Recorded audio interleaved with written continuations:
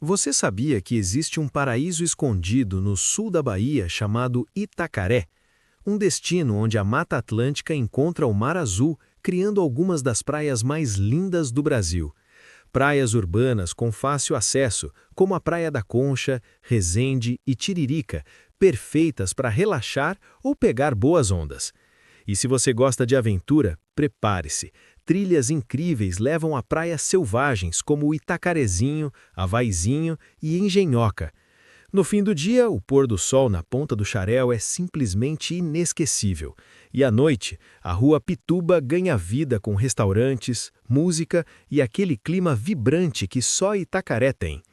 Itacaré é natureza, surf, aventura e descanso em um só lugar. Já coloque esse destino na sua lista e vem viver esse paraíso na Bahia.